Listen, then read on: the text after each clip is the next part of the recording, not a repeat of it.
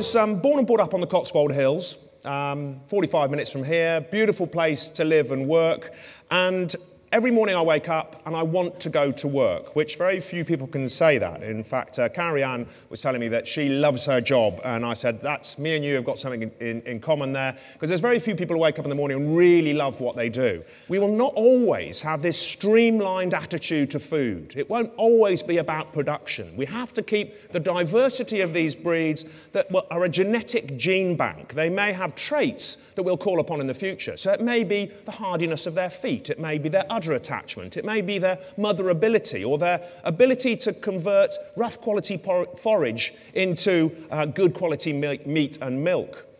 Here we are 45 years on, and he's been proven absolutely right. Everybody knows about rare breeds conservation now. Everybody's talking about traditional British breeds. Everybody's talking about food provenance and localities and those sorts of things. And so for those farmers and mates of his who laughed at him all those years ago, you know, they're now laughing on the other side of their face, because they're actually joining in. So talking about collaboration and working together, part of the theme that you have today is this man on the farm has made a huge difference to my life. His name is Duncan Andrews. He and I worked together while we travelled the world.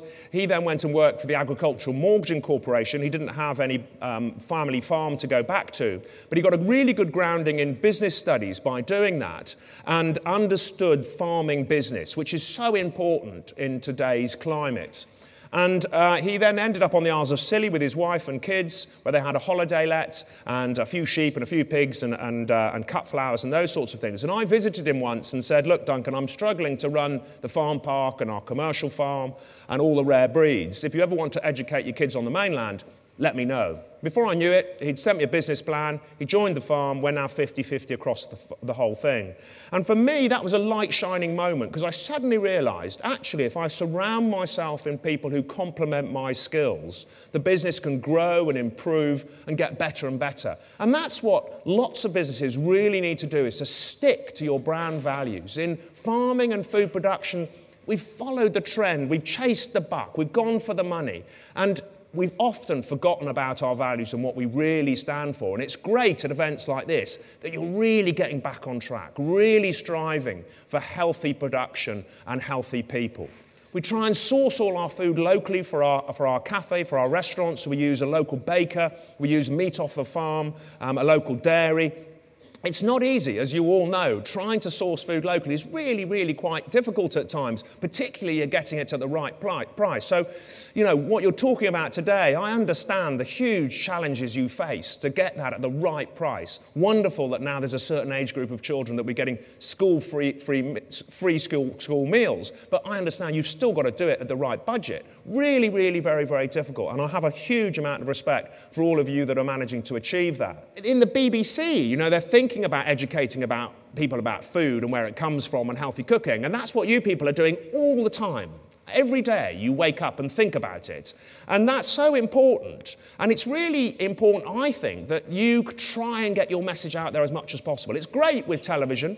We can sometimes get it wrong by telling the message in the wrong way and you know, disrupting industries in some instances. But what you can do by getting yourself in the local papers, getting on the local radio, tweeting, you know, the media love the story about food production. So all get out there and do your own little bit and push that story about all the hard work you're doing. And it's been great for me on the programme to rub shoulders with Nigel, and we grew our own Durham wheat and made our own pasta. Really very, very exciting. And wonderful now that lots of schools have got their own growing gardens and growing their own food and educating the children again. So my grandparents understood about the value of food. It was my generation that lost the way, really. At college, we were eating pot noodles and life was fast and we were all out there trying to make a quick buck.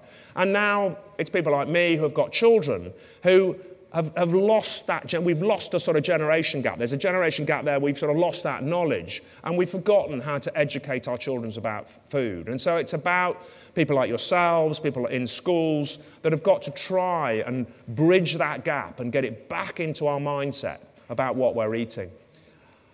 I think over the next 5 to 10 years, there's going to be some amazing opportunities, but we have to ride that exciting wave very, very carefully and very, very cautiously, because as the pressure for cost and price is pushed onto the farmer, it's so easy to deviate down the wrong line and to chase the money rather than to stick with your values.